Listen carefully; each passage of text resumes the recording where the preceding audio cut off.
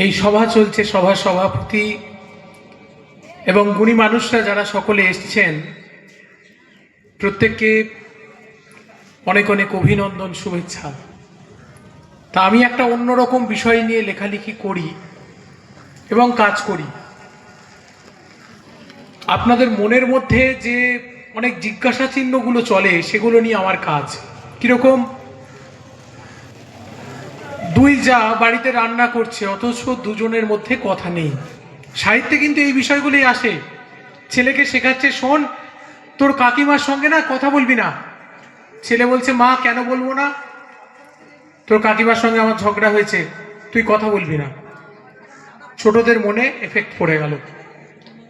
তারপর প্রতিটা বাড়িতে বাড়িতে শাশুড়ি বৌমার একটা অঘোষিত তৃতীয় বিশ্বযুদ্ধ চলছে। তো সেই তৃতীয় বিশ্বযুদ্ধটা কি করে থামানো যেতে পারে? সেখানে কি সত্যিই বোমাগুলি ফায়ারিংটা হবে, নাকি আমরা থামাতে পারবো? কখনো নিজের সঙ্গে নিজের, যারা অফিস করছেন, অফিসের কোনো কলিগের সঙ্গে একটা ঝুট ঝামেলা তৈরি হচ্ছে। হয়তো সে পদমর্যাদায় বড়, ওই জন্য মুখ ফুটে প্রতিবাদও করা যাবে না। তো এই যে আমাদের মনের নানা দোলাচল, ঠিক এই জায়গা নিয়ে আমি কাজ করি।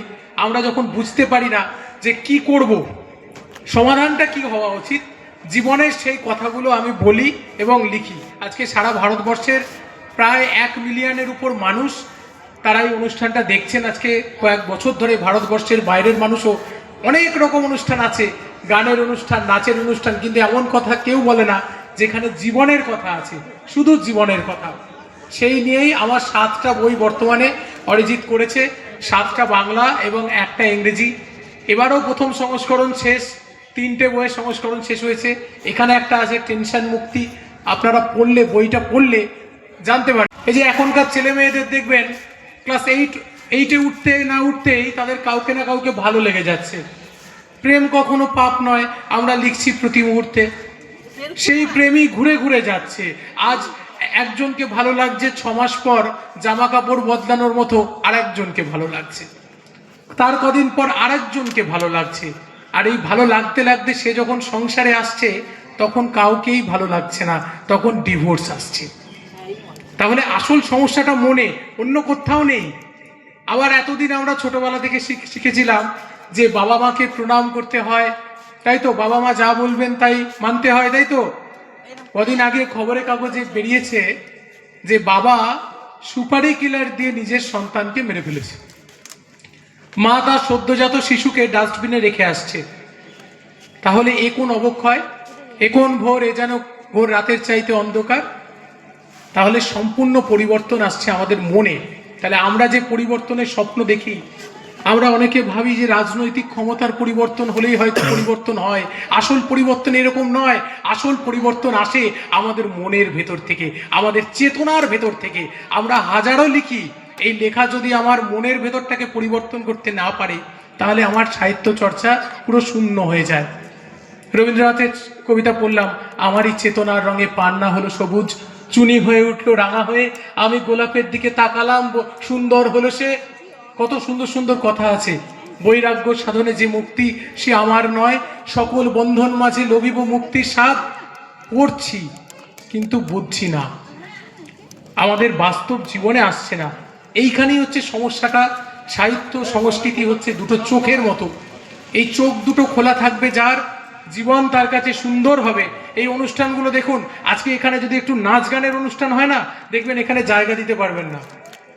এখানে মা সরস্বতীর চর্চা হচ্ছে, জ্ঞানের চর্চা হচ্ছে, এই জন্য লোক নেই এখানে। এখানে একটু হিন্দি গান হোক। তুমি দেখেছো কি তারারা কত আলোক বর্ষ দূরে, কত দূরে, তুমি আর আমি যাই কত সরে সরে, দেখবেন হাততালি পড়বে সঙ্গে সঙ্গে। তাহলে এইটা হচ্ছে কথা, আমাদের চেতনা বদলে গেছে। আমরা কিন্তু এইভাবে বদলাচ্ছি। যারা লিখছেন, শুরু করতে হবে বাড়ির ছোটদের দিয়ে। আমরা বাড়ির ছোটদের সবসময় বলি ওরা কিচ্ছু বোঝে না, কিন্তু ওরাই সবচেয়ে বেশি বোঝে। ছোটদেরকে ইগনোর করে যাই আমরা। বড়রা ঝগড়া করি, ছোটরা দেখে দেখে শেখে। বড়রা ছোট ছোট কথা ব্যবহার করি, ছোটরা দেখে দেখে শেখে। আর এগুলো 20 বছর পর ফল ফলে, তখন বাবা মার চোখ দিয়ে জল পড়ে। যে আর সময় নেই, বাবা মা তখন তখন শেখাতে যান ছেলে মেয়েকে, কিন্তু কিচ্ছু আর হয় না। আমরা স্কুল কলেজে পড়ি, সেদিন পড়াই যখন একটা ছেলে একটা স্ল্যাং ল্যাঙ্গুয়েজ ব্যবহার করছে, আমি জিজ্ঞাসা করলাম, আমার হেড স্যারের ঘরেতে অন্যান্য ছেলেমেয়েরা ধরে নিয়ে এসেছে, মাস্টারমশাই এ বাজে কথা বলছে, তুই এই বাজে কথাটা কোথায় শিখলি? বলছে গতকাল রাতে আমার মা রেগে গিয়ে বাবাকে এই কথাটা বলছিল। তাহলে বুঝতে পারছেন কোন জগতে আমরা বাস করছি। তাহলে প্রতিটা মুহূর্তে আমাদের এই কবিতাগুলো, এই সংকলনটা আমি দেখলাম হাতে নিয়ে, এখনো পড়ার সৌভাগ্য হয়নি। যারা লিখেছেন তারা এই সুস্থ সংস্কৃতির বিকাশটা বাড়ির মধ্যে আগে শুরু করি। আসুন বাড়ির ছোটদেরকে সুন্দর করে শেখাই, সকলের সঙ্গে সকলের সহবত শেখাই, সকলের সঙ্গে সকলে কেমন করে চলতে হয় শেখাই।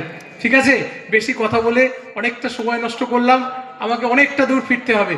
সবাই ভালো থাকবেন, সুস্থ থাকবেন, নমস্কার।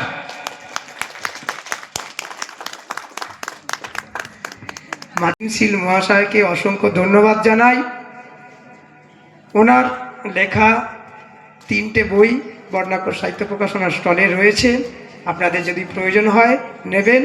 অরিজিৎ মিত্র আছেন, আপনাদের সাহায্য করবেন। ওনার কথায় আবার ফিরে আসি, শুরুটা হয়ে যাক বাড়ি থেকেই। সজল সাঁতরা মাতৃভূমি সাহিত্য পত্রিকাটা